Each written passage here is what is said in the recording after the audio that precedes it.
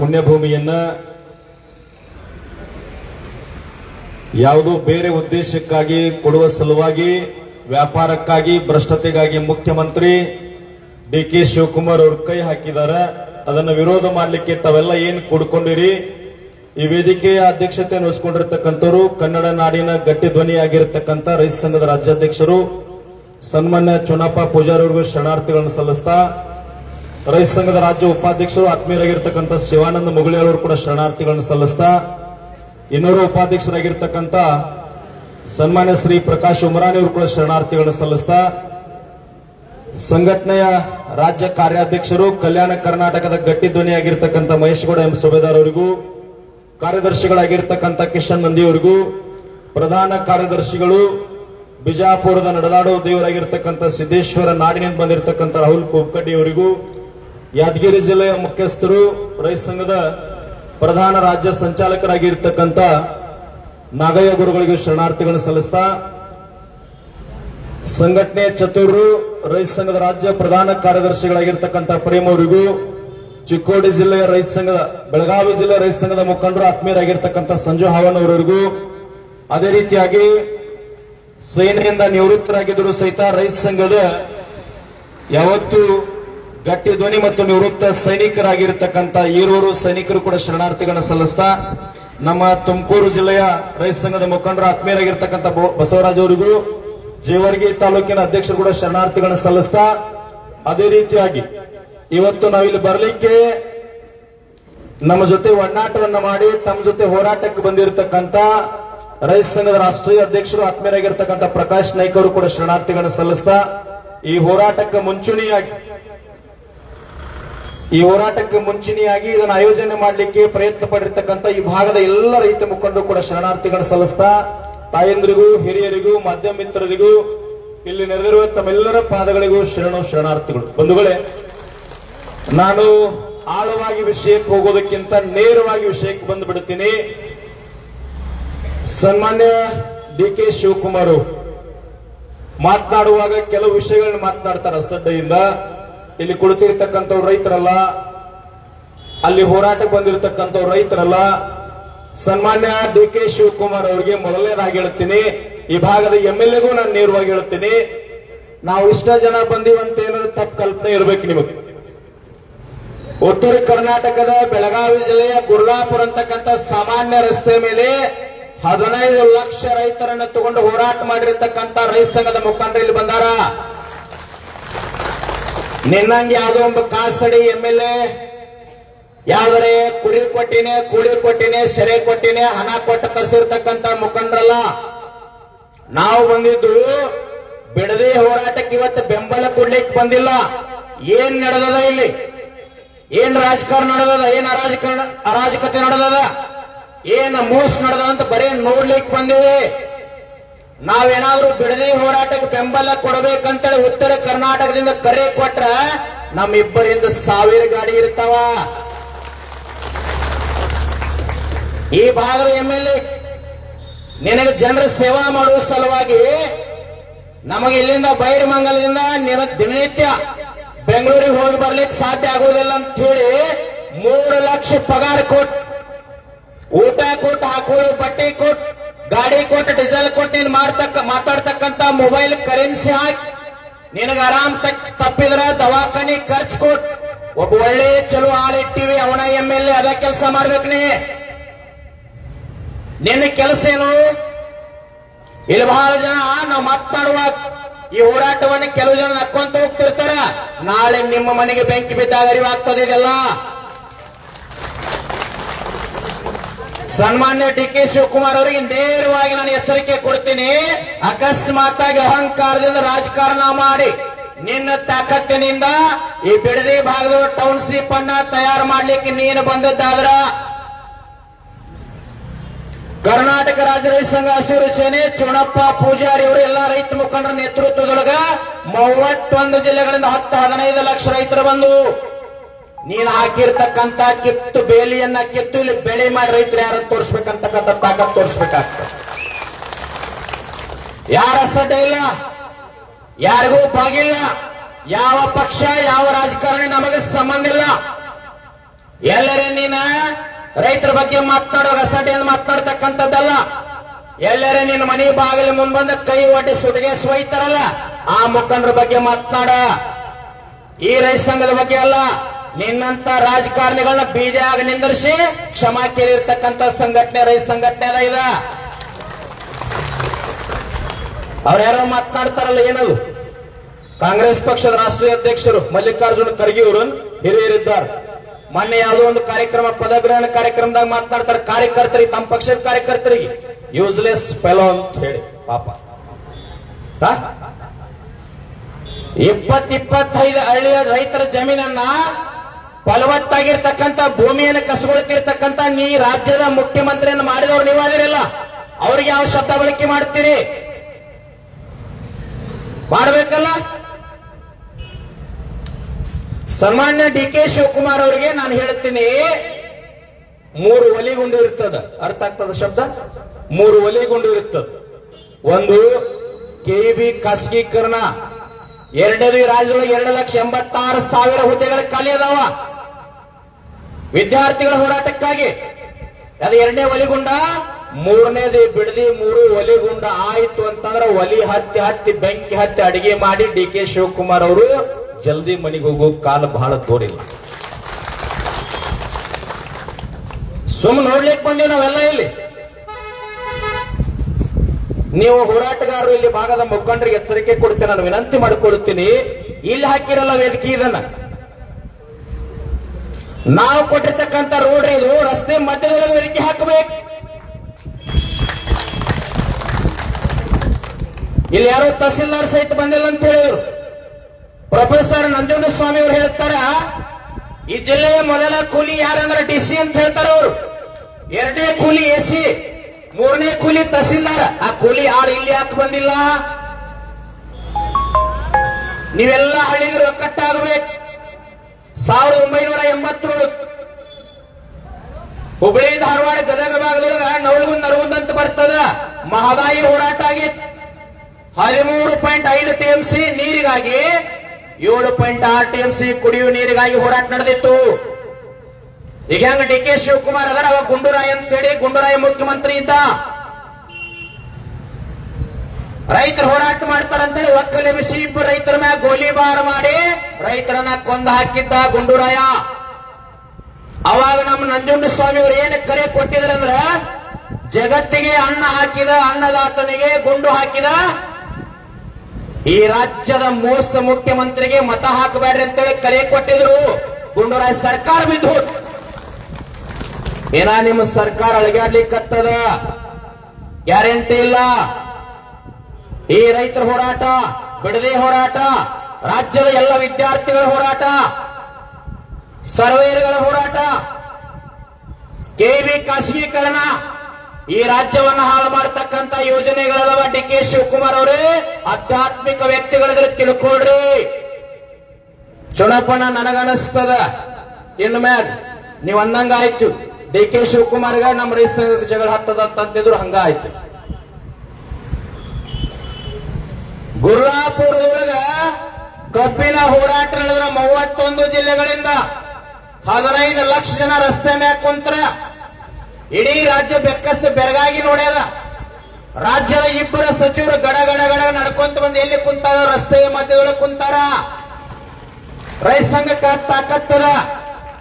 ಈ ಭಾಗದ ರಾಜಕಾರಣಿಗಳಿಗೆ ವಿನಂತಿ ಮಾಡಿಕೊಡ್ತೀನಿ, ಓಟ್ ಕೇಳಾಗ ಬರ್ತಿರಲ್ಲ, ನೀ ಬಿಜೆಪಿಯರು, ಕಾಂಗ್ರೆಸ್ಸರು, ಜೆಡಿಎಸ್ ಅದು ನಿನಗೆ ಬಿಟ್ಟದ, ನಮಗ್ ಸಂಬಂಧ ಇಲ್ಲ.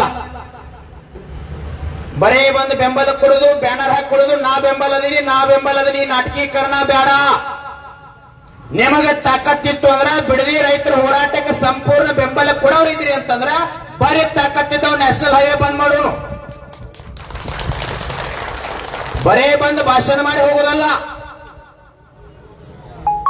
ಮೊನ್ನೆ ಬೆಂಗಳೂರು ಫ್ರೀಡಂ ಪಾರ್ಕ್ ಕೆಬಿ ಖಾಸಗೀಕರಣ ವಿರೋಧಿಸಿ ಹೋರಾಟ ಮಾಡಿದರ ಈ ರಾಜ್ಯದ ಮುಖ್ಯಮಂತ್ರಿ 27ನೇ ತಾರೀಕು ಮೀಟಿಂಗ್ ಕರೆದಾನ. ಹಿಂದ್ ತಕ್ಕೊಳ್ಳಬೇಕು. ನೀವು ಒಂದು ಗಟ್ಟಿ ಆಗ್ರಿ, ಎಲ್ಲಾ ರೈತರು ಏನು ಗಟ್ಟಿ ಆಗ್ರಿ ಅಂತಂದ್ರ ಬಾಜು ಹೊಲದವ್ ನಿಮ್ಮ ಅಣ್ಣತಮ್ಮ ಸಂಬಂಧಿಕ ಒಂದು ಗೆರೆ ಜಮೀನು ಹೊಡೆದ್ರೆ ಕೊಡ್ಲಿ ಕೊಡ್ಗೋಲ್ ಎಲ್ಲ ತಗೊಂಡಿರ್ತೀರಲ್ಲ, ಅದೇನು ಬೇಡ. ನೀವೊಂದು ಸಂಕಲ್ಪ ಮಾಡಿ, ಭ್ರಷ್ಟ ಅಧಿಕಾರಿಗಳನ್ನ ಮೂರಾಗ ಬರಂಗಿಲ್ಲ, ಭ್ರಷ್ಟ ರಾಜಕಾರಣಿಗಳನ್ನ ಮೂರಾಗ ಬರಂಗಿಲ್ಲ, ಜೀವ ಬಿಡ್ತೀವಿ ಕರೆ ನಮ್ಮ ಭೂಮಿಯನ್ನು ಬಿಡಂಗಿಲ್ಲ ಅಂತ ಸಂಕಲ್ಪ ಮಾಡ್ರಿ. ಈ ಮಂಡ್ಯ, ಮೈಸೂರು, ಬೆಂಗಳೂರು, ಈ ದಕ್ಷಿಣ ಕರ್ನಾಟಕದ ಎಲ್ಲಾ ರೈತ ಸಂಘದ ಏನೇನು ರಾಜ್ಯಾಧ್ಯಕ್ಷರದಿರಲ್ಲ, ನಿಮ್ಮೆಲ್ಲರಿಗೆ ವಿನಂತಿ ಮಾಡಿಕೊಳ್ಳುತ್ತೀನಿ, ಆ ಸಂಘ ಈ ಸಂಘ ಎಲ್ಲವನ್ನ ದೂರ ಸರಿಸ್ರಿ. ರೈತ ಅಂತ ಬಂದಾಗ ಎಲ್ಲರೂ ಒಂದಾಗ್ರಿ, ಭೂಮಿ ಅಂತ ಬಂದಾಗ ಒಂದಾಗ್ರಿ, ತಾಯಿನಾಡು ಅಂತ ಶಬ್ದ ಬಂದಾಗ ನಾವೆಲ್ಲ ಒಂದಾಗಬೇಕು. ಅಲ್ರಿ 224 MLA ಇವರೆಲ್ಲ ಒಬ್ಬರೇ ಮಾತಾಡ್ತಾನ ರೈತರ ಬದಲ, ರೈತರ ಬೆಳೆ ಬಗ್ಗೆ ಮಾತಾಡ್ತಾನ, ರೈತರ ಸಾಲ ಮನ್ನಾ ಮಾತಾಡ್ತಾನ, 3 ದಿನಕ್ಕೊಂದು ಬಾರ್ ಲೈಸೆನ್ಸ್ ಕೊಡ್ಲಿಕ್ಕತ್ತಾರ ಇವರೆಲ್ಲ. ಇವತ್ತಿನ ಸರ್ಕಾರ ಇರಲಿ, ಹಿಂದಿನ ಸರ್ಕಾರ ಯಾವುದಕ್ಕೆ ಸಮರ್ಥರದಾರ ಇವರೆಲ್ಲ ಅಂತಂದ್ರ, ಸರ್ಕಾರಿ ಶಾಲೆ ಗಡಿ ಭಾಗದೊಳಗೆ 90,000 ಶಿಕ್ಷಕರ ಹುದ್ದೆ ಖಾಲಿ ಅದಾವ, 7,000 ಸರ್ವೇರ ಬೀದಿಗೆ ಬಿದ್ದಾರ. ಕೆವಿ ಖಾಸಗೀಕರಣ ಮಾಡಿ ಹಣ ಮಾಡುವ ಉದ್ದೇಶದ ಈ ಚುನಪ್ಪನ ರಾಹುಲ್. ನನಗೇನ್ ಅನಿಸ್ತದ, ಈ ಸುದೀಪ್ ಅವ್ರು ಮಾಡ್ತಾರಲ್ಲ ಚಿತ್ರನಟ ಬಿಗ್ ಬಾಸ್, ಇವ್ರನ್ನ ತಗೋಬೇಡ್ರಿ. ಸಾರಿ, ನಿಜವಾದ ಆಕ್ಟಿಂಗ್ ನಾಟಕಕಾರ ಯಾರದಾರ ಅಂದ್ರೆ 224 ಮಂದಿ ಒಂದು 6 ತಿಂಗಳು ಒಳಗೆ ಹಾಕಿ ಬಿಗ್ ಬಾಸ್ ಮಾಡಿಬೇಡ್ರಿ. ನಮ್ಮ ರಾಜ್ಯ ಚಲೋನ ಇರ್ತದ ಅಲ್ರಿ. ಎಲ್ಲದಕ್ಕೂ ಲಂಚ, ಎಲ್ಲದಕ್ಕೂ ಭ್ರಷ್ಟಾಚಾರ, ಎಲ್ಲದಕ್ಕೂ ಮೋಸ್ತನ. ಚುನಪ್ಪಣ್ಣ ರೈತ ಸಂಘಕ್ಕೆ ಸವಾಲದ ವಿಷಯ. 31 ಜಿಲ್ಲೆಗಳ ರೈತರ ಪರವಾಗಿ ನಿಮಗೆ ನಾವು ಮಾತು ಕೊಡ್ತೀವಿ. ಯಾವುದೇ ರಾಜಕಾರಣಿ ದೊಡ್ಡವಲ್ಲ, ಯಾವ ಸರ್ಕಾರ ದೊಡ್ಡದಲ್ಲ. ರೈತರ ವಿಷಯಕ್ಕೆ ಬಂದಾಗ ಎಲ್ಲರೂ ಹಾಳಾಗಿ ಹೋಗ್ಯಾರ. ನಾನು ವಿನಂತಿ ಮಾಡಿಕೊಳ್ತೀನಿ, ಕೆಲವೇ ದಿನಗಳೊಳಗ ಈ ರೈತ ಮುಖಂಡರು ಇಲ್ಲಿ ಮುಖಂಡರ ಜೊತೆ ಮಾತನಾಡಿ, ನಮ್ಮನ್ನ ಕರೆಸಬೇಕಂತೇನಿಲ್ಲ. ಇಲ್ಲಿ ಮುಖಂಡರು, ತಾಯಂದ್ರು, ಹಿರಿಯರು, ಯುವಕರಿದ್ರೆ ನೀವೆಲ್ಲರ ನೇತೃತ್ವ ಕರೆಸಿ ಈ ಯೋಜನೆ ತಪ್ಪದ, ಇದು ಮೋಸದ, ರೈತನ ಗೋರಿ ಮ್ಯಾಗ ರಾಜಕಾರಣದ ಅಂತ ತಿಳ್ಕೊಂಡು ವಾಪಸ್ ತಗೊಳ್ತಕ್ಕಂಥ ಕೆಲಸ ಆಗಬೇಕು. ನಾವು ಉತ್ತರ ಕರ್ನಾಟಕದ 17 ಜಿಲ್ಲೆಯಿಂದ 50 ಸಾವಿರ ಜನ ಬಂದ್ರೆ ಏನಾಗ್ತದೆ? ಇವತ್ತು ನಮ್ಮ ಭೂಮಿ ಹೋಗ್ಯದ ಅಂತೇಳಿ ಬಾಜು ಮನೆ ಒಂದು ಹೊಂಟದಂತ ನಾ ಸುಮ್ಮ ಕೂತ್ನಿದ್ರೆ ನಾಳೆ ನನ್ನ ಭೂಮಿ ಹೋಗ್ತದ, ಎಲ್ಲ ಹೋಗ್ತದ. ಇದು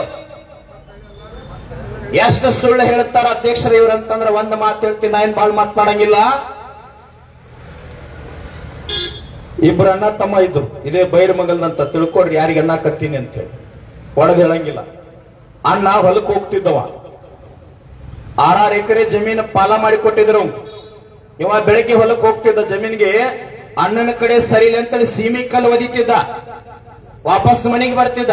ಆಮೇಲೆ ಅಣ್ಣ ಹೋಗ್ತಿದ್ದಲ್ಲ ಸಾಯಂಕಾಲ, ತಮ್ಮನ ಕಡೆ ಸೀಮಿ ಕಲ್ಲು ಸರಿಲಿ ಅಂತೇಳಿ ಅಣ್ಣ ತಮ್ಮನ ಕಡೆ ಒದಿತಿದ್ದ. ಅರ್ಥ ಆಗಕತ್ತೈತ್ರಿ? ಹಾ, ಸೀಮಿ ಕಲ್ಲು ಇರ್ತದಲ್ಲ, ಗೂಟದ ಕಲ್ಲ, ಹಾ ಒದಿತಾ ಇದ್ರು. ಆ ಸೀಮಿ ಕಲ್ಲು ಹೇಳ್ತಿತ್ತದು, ಒದಿರಿ ಮಕ್ಕಳ, ಎಷ್ಟು ಒದಿತೀರಿ ಒದಿರಿ, ನಾಳೆ ನೀವು ಇಬ್ರು ಸತ್ತಾಗ ನಿಮ್ಮ ಗೋರಿ ಮ್ಯಾಗ ಗೂಟದ ಕಲ್ಲಾಗಿ ನಾನು ಹಾಕೊಂಡಿರ್ತಾನೆ ಸರತ್ತಿತ್ತ ಅಲ್ರಿ. ನಾ ಯೋಜನೆ ಮಾಡೀನಿ, ಇವತ್ತು ಹಿಂದ್ ತಕ್ಕೊಂಡಿನಿ, ಈಗ ಇವು ಮಾಡಕತ್ತೇನ ಅವು ಮಾಡಕತ್ತೇನ ಅಲ್ಲೋ. ಹಿಂದ್ ಬಾಳ ಮಂದಿ ಜೈಲಿಗೆ ಹೋಗ್ಯಾರಲ್ಲ, ನೀನು ಹೋಗಲ್ಲ ಈಗ. ಅವ ಮಾಡ್ಯಾನಂತ ಯಾಕೆ ಹೇಳ್ತಿ? ಅವ ಜೈಲಿಗೆ ಹೋಗ್ಯಾನಪ್ಪ 6 ತಿಂಗಳು, ನೀ ಹೋಗು. ಸಾಧ್ಯ ಐತ್ರಿ ಈಗ? ಅದು ಇದು ಸಬಬ್ ಹೇಳುವಂಗಿಲ್ಲ. ಎಂತೆಂತೂ ಸರ್ಕಾರಗಳು ಬಿದ್ದು ಹೋಗ್ಯಾವ್ರಿ. ನೀವೆಲ್ಲ ಒಂದ್ ಸ್ವಲ್ಪ ಗಟ್ಟಿ ಆಗ್ರಿ. ಈ ಭಾಗದ ಎಲ್ಲಾ ರೈತ ಮುಖಂಡರಿಗೆ ರಾಜ್ಯಾದ್ಯಂತ ನಾನು ಇವತ್ತು ಈ ವೇದಿಕೆ ಮುಖಾಂತರ ನಿಮ್ಮೆಲ್ಲರಿಗೆ ವಿನಂತಿ ಮಾಡಿಕೊಂಡು ಕರೆ ಕೊಡ್ತೀನಿ.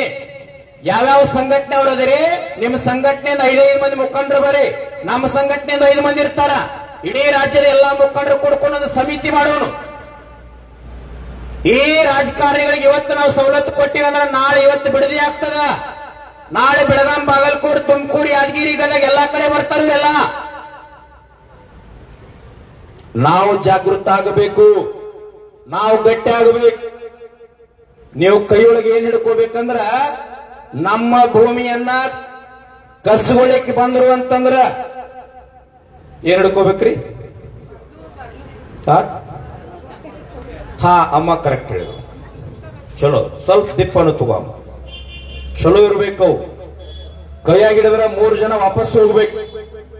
ನೀವು ಗಟ್ಟಿ ಆಗ್ರಿ ತಾಯಂದ್ರು. ನೀವೇನು ಬರೀ ಬಿಡದಿ ಬೈರಮಂಗಲ ಈ ಭಾಗದ 26 ಹಳ್ಳಿ ಜನ ಅಷ್ಟೇ ಅಂತ ತಿಳ್ಕೊಬೇಡ್ರಿ. ರಾಜ್ಯದ 31 ಜಿಲ್ಲೆಗಳ ಎಲ್ಲಾ ಸಂಘಟನೆ ಕಾರ್ಯಕರ್ತರದಾರ. ಮೊನ್ನೆ ಕೆವಿಯವರಿಗೆ 36,000 ಜನರ ಪರವಾಗಿ ಹೋರಾಡಿವಿ. ನಾವು ಕರೆ ಕೊಟ್ರೆ 36,000 ಜನ ಬರ್ತಾರ. ಸರ್ವೇ 7,000 ಜನ ಅದಾರ.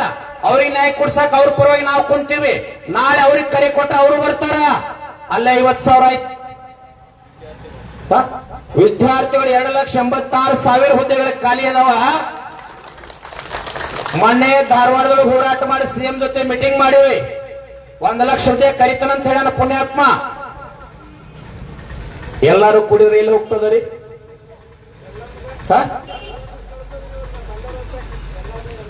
ಬೇಡಪ್ಪ, ಒಂದು ಮಾತನ್ನು ಹೇಳ್ತೀನಿ, ಬಹಳಷ್ಟು ವಿಷಯದ ಆಳಕ್ಕೂ ಹೋಗುವುದಿಲ್ಲ. ಮತ್ತೊಮ್ಮೆ ಬಂದಾಗ ಮಾತನಾಡ್ತೀನಿ. ಒಂದು ಮಾತನ್ನು ತಿಳ್ಕೊಡ್ರಿ. ನಮ್ಮವ್ರಿ, ನಮ್ಮ ರಾಜ್ಯದವ್ರಿ ರೈಲ್ವೆ ಸಚಿವರಂತಿದ್ರು ಒಬ್ಬರು, ಸುರೇಶ್ ಅಂಗಡಿ ಅಂತ ಹೇಳಿ ಕೇಳಿದ್ರೆ ಸರ್? ರೈಲ್ವೆ ಮಂತ್ರಿ ಇದ್ರಲ್ಲ ಸೆಂಟ್ರಲ್ದೊಳಗೆ, ಕೇಂದ್ರದೊಳಗೆ. ಕೋವಿಡ್ ಇತ್ತಲ್ಲ, ಕೋವಿಡ್ ಟೈಮ್ದೊಳಗ ದೆಹಲಿ ಒಳಗೆ ಕೊರೋನಾ ಬಂದು ಅಲ್ಲೇ ಸತ್ರು. ನೋಡಿರಮ್ಮ ಟಿವಿಯಾಗೆಲ್ಲರೂ? ಹಾ, ಕೋವಿಡ್ದಾಗ ಸತ್ರ ಹೆಣ ಸಹಿತ ಕರ್ನಾಟಕಕ್ಕೆ ಬರಲಿಲ್ಲ. ಬಂತನ್ರಿ? ಹಾ, ಕಟ್ಟಿಗೆಗೆ ಹಗ್ಗ ಹಾಕಿ 2 ಕಾಲ 2 ಕೈಯ ಕುತ್ತಿಗೆ ಎಲ್ಲ ಕಟ್ಟಿದ್ರು. ಮಣ್ಣು ಮಾಡುವಾಗ 2 ಕಾಲ ಹಗ್ಗ ಬಿಚ್ಚಿ ನಾಗೈಗುರುಗಳ ಕಾಲ ಜೋತ್ ಬೀಳ್ತದ. ನೋಡಿರಿ, ಜೋತ್ ಬಿದ್ದರೆ ಹೆಂಡತಿ ಮಕ್ಕಳು ಮುಟ್ಲಿಲ್ಲ, ಸರ್ಕಾರದ ಪಿಎಗಳು ಮುಟ್ಲಿಲ್ಲ, ಹಣ ಮುಟ್ಲಿಲ್ಲ, ಆಸ್ತಿ ಮುಟ್ಲಿಲ್ಲ, ಉತ್ತಾರ ಮುಟ್ಲಿಲ್ಲ, ರೈಲ್ವೆ ಮಂತ್ರಿಯನ್ನು ಖಾತೆ ಮುಟ್ಲಿಲ್ಲ, ಸಾಮಾನ್ಯ ನರ್ಸ್ಗಳ ಕಟ್ಟಿಗೆಲೆತ್ತಿವುದ. ಅದಕ್ಕಾಗಿ ಯಾವುದೂ ಕೂಡ ಶಾಶ್ವತ ಅಲ್ಲ. ಬರಿ ಸಂವಿಧಾನಬದ್ಧವಾಗಿ ಡಾಕ್ಟರ್ BR ಅಂಬೇಡ್ಕರ್ ಕೊಟ್ಟಿರ್ತಕ್ಕಂಥ ಕಾನೂನನ್ನ ಸರಿಯಾಗಿ ಓದ್ಕೋರಿ. ಸಂವಿಧಾನಬದ್ಧವಾಗಿರ್ತಕ್ಕಂಥ ಚಿಂತನೆಗಳನ್ನ, ಕಾನೂನೊಳಗೆ ಏನ ವಿಧಿಗಳೆಲ್ಲ ಸ್ವಲ್ಪ ಅಧ್ಯಯನ ಮಾಡ್ರಿ. ರಾಹುಲಣ್ಣ 19 ಕ್ಲಾಸ್ 1 ಕ್ಲಾಸ್ ಅಂತೇಳಿ ಸಂವಿಧಾನದೊಳಗೆ ಡಾಕ್ಟರ್ BR ಅಂಬೇಡ್ಕರ್ ಒಂದು ವಿಧಿ ಕೊಟ್ಟಾರ ನಮಗ. ಆ ವಿಧಿ ಏನಕ್ಕೆ ಕೊಟ್ಟಾರಂದ್ರ, ಇವತ್ತು ಗಟ್ಟಿಯಾಗಿ ಸ್ವತಂತ್ರವಾಗಿ ಮಾತನಾಡೋ ಹಕ್ಕು ಡಾಕ್ಟರ್ BR ಅಂಬೇಡ್ಕರ್ ಕೊಟ್ಟಾರ ಅಂತ ಮಾತಾಡಕತ್ತಿನ. ಇಲ್ಲಾಂದ್ರೆ ಯಾವ್ದಾರ ಒಂದು ಸೆಕ್ಷನ್ ಹಾಕಿ ನಿಮ್ನೊಂದು ಕಡೆ ನನ್ನೊಂದು ಕಡೆ ಒಳಗೆ ಹಾಕಿಬಿಡ್ತಾರೆ. ನೀವು ಸ್ವಲ್ಪ ಎಲ್ಲರೂ ಗಟ್ಟಿ ಆಗ್ರಿ. ನೀವು ತಾಯಂದರು ಗಟ್ಟಿ ಆದ್ರಿ ಅಂತಂದ್ರ ಕರ್ನಾಟಕ ರಾಜ್ಯ ರೈತ ಸಂಘ ಶಿವಸೇನೆ ನಮ್ಮೆಲ್ಲ ಮುಖಂಡರ ಸಾರಥ್ಯಗಳು ನೋಡ್ರಿ. ಇವರು ಬೆಳಗಾವಿಯಿಂದ ಬಂದಾರ, ನಾಗೈಗುರುಗಳು ಯಾದಗಿರಿಯಿಂದ, ಬೆಳಗಾವಿ ಜಿಲ್ಲೆಯಿಂದ ಬಂದಾರ, ಯಾದಗಿರಿ ಜಿಲ್ಲೆಯಿಂದ, ಬೆಳಗಾವಿ ಜಿಲ್ಲೆ, ಬಿಜಾಪುರ ಜಿಲ್ಲೆ, ತುಮಕೂರು ಜಿಲ್ಲೆ, ರಾಮನಗರ ಜಿಲ್ಲೆ, ಶಿವಮೊಗ್ಗ ಜಿಲ್ಲೆ. ಒಬ್ಬೊಬ್ಬರು 10,000 ಮಂದಿನ ಕರ್ಕೊಂಡು ಬಂದ್ರೆ ಏನಾಗ್ತದ್ರಿ? ಅದಕ್ಕ ಪ್ರೊಫೆಸರ್ ನಂಜುಂಡಸ್ವಾಮಿ ಅವ್ರು ಯಾಕೆ ಮಾತಾ ನಿಮ್ಗೆ ಗಟ್ಟಿಯಾಗಿ ಹೇಳಕತ್ತೀನಿ ಅಂತಂದ್ರ, ಪ್ರೊಫೆಸರ್ ನಂಜುಂಡಸ್ವಾಮಿ ಅವ್ರು ಹೇಳಿ ಹೋಗ್ಯಾರ, ಮಾಡಿ ತೋರ್ಸ್ಯಾರ. ಏನ್ ಮಾಡ್ಯಾರ ಅಂತಂದ್ರ, ನಾವು ಯಾವ್ದ ಕಾನೂನು ಮಾಡಿದ್ದ ಮುರಿತೀವಲ್ಲ, ಆ ಕಾನೂನು ಸರ್ಕಾರ ಹಿಂತಕೋಬೇಕು. ನಾವು ಯಾವ್ದು ಮಾಡ್ತೀವಲ್ಲ ಆ ಕಾನೂನು ಪಾಸ್ ಮಾಡ್ಬೇಕಂತ ನಂಜುಂಡಸ್ವಾಮಿ ಅವ್ರು ಹೇಳ್ಯಾರ. ಮತ್ ನೀವು ರೈತ ವಿರೋಧಿ ಕಾನೂನುಗಳನ್ನು ಯಾಕೆ ತರಕತ್ತೀರಿ? ಕೆವಿ ಖಾಸಗೀಕರಣ ಅಂತ, ಖಾಸಗೀಕರಣ ಮಾಡ್ರಿ, ಬೇಡ ನಂಗಿಲ್ಲ. 224 ಮಂದಿ MLAಗಳಿರಲ್ಲ, ನಿಮ್ಮದು ಖಾಸಗೀಕರಣ ಮಾಡಿಬಿಡೋಣ. ನೀವು ಮನ್ಯಾಗ ಕೊಡ್ರಿ, ಇವ್ರು ಮಾಡ್ತಾರಲ್ಲ ಅದನ್ನ ಪಗಾರ ತಗೋರಿ. ನಿಮಗೊಂದು ವಿನಂತಿ ಮಾಡ್ಕೊಳ್ತೀನಿ, ಭೂಮಿಯನ್ನ ಯಾವುದೇ ಕಾಲಕ್ಕೂ ಯಾವಾಗೂ 1 ಇಂಚ್ ಭೂಮಿಯನ್ನ ಯಾರಿಗೂ ಕೊಡ್ಲಿಕ್ಕೆ ಹೋಗ್ಬೇಡ್ರಿ. ವಾಪಸ್ ಭೂಮಿ ಸಿಗಂಗಿಲ್ಲ.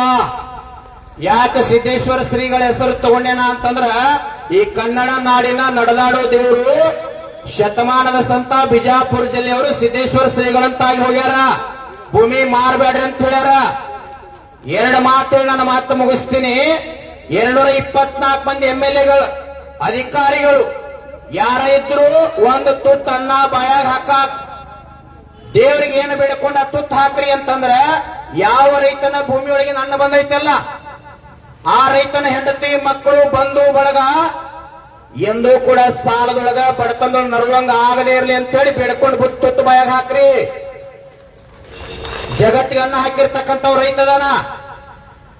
ಇವತ್ತು ರಾಷ್ಟ್ರಪತಿ ಅದಾನ, ಪ್ರಧಾನಿ ಅದಾನ, ಮುಖ್ಯಮಂತ್ರಿ ಅದಾನ, MLA-ಗಳದಾರ, ಅಧಿಕಾರಿಗಳದಾರ, ಡಾಕ್ಟರ್ ಅದಾನ, ಇಂಜಿನಿಯರ್ ಅದಾನ. ಇವರೆಲ್ಲ ಕೆಲಸ ಮಾಡಿದಾಗ ದೇಶ ನಡೀತದ. ಇವ್ರ ಕೆಲಸ ಮಾಡ್ಬೇಕಾದ್ರೆ ಶಕ್ತಿ ಬೇಕಲ್ಲ, ಶಕ್ತಿ ಬೇಕಾದ್ರೆ ಊಟ ಬೇಕಂದ್ರೆ ಎಲ್ಲಿ ಬರ್ಬೇಕು? ಇವರೆಲ್ಲ ರೈತನ ಪಾದ ಹತ್ರನ ಬರ್ಬೇಕಾಗ್ತದ. ರೈತ ದೊಡ್ಡವದಾನ, ರೈತಗೆ ಮೋಸ ಮಾಡಬೇಡ್ರಿ. ಬಹಳ ಜನ ರೈತಗೆ ಅನ್ಯಾಯ ಮಾಡಿ ಹಾಳಾಗಿ ಹೋಗ್ಯಾರಿ ಭೂಮಿ ತಲೆ ಮ್ಯಾಗ. ಇವತ್ತು DK ಶಿವಕುಮಾರ್ ಅವರು ಮುಖ್ಯಮಂತ್ರಿ ಆಗಿರ್ಬೋದು, ಇನ್ನು 2 ವರ್ಷ ಆದ್ರ ಬೋರ್ಡ್ನಾಗ ಅಷ್ಟ ಹೆಸರು ಇರ್ತದ. ಆದ್ರ ನೀವು ಸಾಯೋದ್ರೊಳಗ ಜನ ಮರಿಲಾರ್ದಂಗ್ ಬದುಕಿ ಹೋಗ್ರಿ. ನಾವೇನು BJP ಅಲ್ಲ, ಕಾಂಗ್ರೆಸ್ ಅಲ್ಲ, JDS ಅಲ್ಲ, ಯಾವ ಪಕ್ಷಕ್ಕೂ ಸಂಬಂಧ ಇಲ್ಲ. ರೈತರ ವಿಷಯಕ್ಕೆ ಬಂದ್ರಿ ಅಂದ್ರೆ ಯಾರಪ್ಪನು ನಾವು ಬಿಟ್ಟಿಲ್ಲ, ನಮಗೆ ಯಾರು ಸಂಬಂಧ ಇಲ್ಲ. ಇವತ್ತು ನೋಡ್ರಿ, ರೈತರ ಮಕ್ಕಳಿಗೆ ಹೆಣ್ಣು ಕೊಡ್ತಾರೆ ಯಾರು? ಮತ್ತೆ ಇದ್ದು ಭೂಮಿ ಮಾರಿ ಯಾರು ಕೊಡ್ತಾರೆ? ನೀವು ಯಾರು ಕೊಡ್ತಾ ಇಲ್ಲ. ನೀವು ಒಂದಿಷ್ಟು ಕೊನೆಯದಾಗಿ ಒಂದು ಸಾಲಿನ ಮಾತೇಳಿ ನನ್ನ ಮಾತು ಮುಗಿಸ್ತೀನಿ. ನೀವೆಲ್ಲ ಅದಿರಲ್ಲ, ಮನೆಗೆ ಯಾರೇ MLA, MP, ರಾಜಕಾರಣಿ, ದೊಡ್ಡ ಅಧಿಕಾರಿ, ಸ್ವಾಮೀಜಿ ಬಂದಾಗ 4 ಜನ ಮಕ್ಕಳು ಇರ್ತಾವ. ಏನು ಪರಿಚಯ ಮಾಡಿಸ್ತೀರಿ? ಒಬ್ಬ ಡಾಕ್ಟರ್ ಅದಾನ್ರಿ, ಒಬ್ಬ ಇಂಜಿನಿಯರ್ ಅದಾನ, ಇನ್ನೊಬ್ಬ ಪೊಲೀಸ್ ಅದಾನ್ರಿ, ಹೊಲದಾಗ ಕೆಲಸ ಮಾಡೋಗ ಏನಂತೀರಿ? ಅದಾನ ಬಿಡ್ರಿ ಅಂತೀರಿ ನೀವೆಲ್ಲ. ಅಂದವ್ರು ಅದಿರಿ, ಇನ್ ಮ್ಯಾಗ ಹಂಗ ಅನ್ಬೇಡ್ರಿ. ಧರ್ಮ, ಜಾತಿ, ಮತ, ಪಂಥ, ಪಕ್ಷ, ದೊಡ್ಡವ ಸಣ್ಣವ, ಮೇಲು ಕೀಳು ಅನ್ಲಾರ್ದ ಭೂಮಿ ತಾಯಿ ಮಡಿಲೊಳಗೆ ಬೆವರು ಸುರೇಶ್ ಹಣವನ್ನ ದುಡುದು ಈ ಜಗತ್ತನ್ನ ಜೀವಂತ ಇಟ್ಟಿರ್ತಕ್ಕಂಥ ಶ್ರೇಷ್ಠ ರೈತ ನನ್ನ ಮಗ ಅದಾನಂತ ಅಭಿಮಾನ್ಲೇ ಪರಿಚಯ ಮಾಡಿಸ್ರಿ. ಇವತ್ತು ನೀವ್ಯಾರು ನಮಗೆ ಏನು ಸಂಬಂಧ ಇಲ್ಲ. ನಮ್ಮ ರೈತ ಇಲ್ಲಿ ಅನ್ಯಾಯಕ್ಕೊಳಗಾಗತ್ತೇನಂತೇಳಿ ಗಡಿ ಭಾಗದ ಜಿಲ್ಲೆಗಳಿಂದ ಎಲ್ಲಾ ಜನ ಬಂದಾರಲ್ಲ, ಈ ಭಾವನಾ ಬರ್ಬೇಕು. ಜಾತಿ, ಧರ್ಮ, ದಕ್ಷಿಣ ಕರ್ನಾಟಕ, ಉತ್ತರ ಕರ್ನಾಟಕ ಎಲ್ಲವನ್ನ ದೂರ ಸರಿಸಬೇಕು. ರೈತ ಅಂತ ಬಂದಾಗ, ಭೂಮಿ ಅಂತ ಬಂದಾಗ ನಾವೆಲ್ಲ ಒಕ್ಕಟ್ಟ.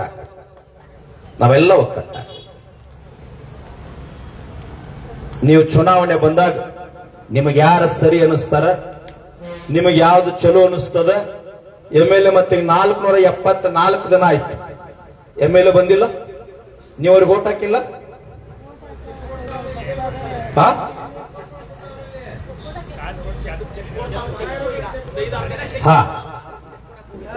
ಚೆಕ್ ಕೊಟ್ರು ಚೆಕ್ ಸುಡು ತಾಕತ್ತಿ ರೈತ ಸಂಘಕ್ಕೆ ಅದರಿ, ಅದನ್ನೇನ್ ತಗೋತೀರಿ ನೀವು? ಎಂತ ಯೋಜನೆಗಳ ಮನಿ ಮುರ್ಕೊಂಡು ಹೋಗ್ಯಾವ, ಚೆಕ್ ಏನ್ ನಡೀತದ? ಒಂದ್ 5-6 ಜನ ಅವ್ರ ಪರವಾಗಿರ್ತಾರ. ಸರ್, ಅಲ್ಲಿ MLA AC ರೂಮ್ ಕುಂತ್ಕೊಂಡು ಬೇನಾಮಿ ರೈತರುಗಳೊಂದು 20 ಜನಕ್ಕೆ 80 ಜನ ಅವ್ರೆ. ಅದೇ 4,000-5,000 ಜನ ಇರೋ ವಿರೋಧಿ ಜನಗಳಿಗೆ ಬರೀ 20 ಜನ ಅವ್ರೆ ಅಂತ ಪ್ರಚಾರ ಮಾಡ್ತಾವ್ರೆ. ಅಲ್ಲಿ MLA ಬಾಲ್ಕೃಷ್ಣ. ನಾನು ಬಾಳ್ ಸರಿ ಹೇಳಿನಿ, ಇದನ್ನೊಂದು ಹೇಳ್ತೀನಿ, ಬಾಳ್ ಬಿರ್ಸ್ ಅನಿಸ್ತದ. ಆದ್ರೂ ಈ ಭಾಗದಾಗ ಹೇಳ್ತೀನಿ.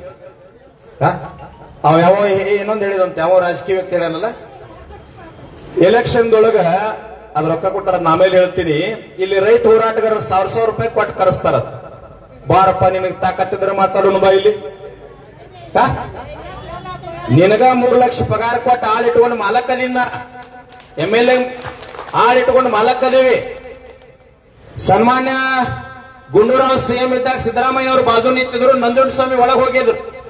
ಎಲ್ಲ IAS ಅಧಿಕಾರಿಗಳ ಮ್ಯಾಗ ಪ್ರಧಾನ ಕಾರ್ಯದರ್ಶಿ CS ಅಂತ ಇರ್ತಾನಲ್ಲ, ಆ ವ್ಯಕ್ತಿ ಒಳಗೆ ನಿಂತಾಗ ನಂಜುಂಡಸ್ವಾಮಿ ಒಳಗೆ ಹೋಗಿ ಹೇಳ್ತಾರ, ಮಾತಾಡೋಣ ಬರಿ ಅಂತೇಳಿ ಗುಂಡೂರಾವ್ ಮುಖ್ಯಮಂತ್ರಿ ಕರೆದಾಗ ನಂಜುಂಡಸ್ವಾಮಿ ಹೇಳ್ತಾರ, ಹಸರ ಟವಲ್ ತಾಕತ್ತಿದ. ಏನಂತಾರಂದ್ರ, ಈ ರಾಜ್ಯದ ಮೊದಲನೇ ಕೂಲಿ ಪ್ರಧಾನ ಕಾರ್ಯದರ್ಶಿ ಇಲ್ಯಾಕ್ ನಿಂತಾನ, ಹೊರಗೆ ಕಳಿಸಿ, ಆಮೇಲೆ ನಿನ್ ಕೂಡ ಮಾತಾಡ್ತಂದ್ರು. ಈ ಟವಲಕ್ಕಂತ ತಾಕತ್ತೈತಿ. ಎಂತ ರಾಜಕಾರಣನೂ ವಾಪಸ್ ಕರೆಸಿ ನಿಮಗೆ ಇನ್ನೊಂದು ಕೊನೆ ಒಂದು ಸಾಲಿಂದ ಮುಂದಿಂದ ಆಗೋದು ಹೇಳಿಬಿಡ್ತೀನಿ. ಈ ಶಬ್ದ ಸ್ವಲ್ಪ ಸಮಾಧಾನಲೇ ಅರ್ಥ ಮಾಡ್ಕೊ. ಈ 2028ಕ್ಕೆ MLA ಬರ್ತೈತಲ್ಲ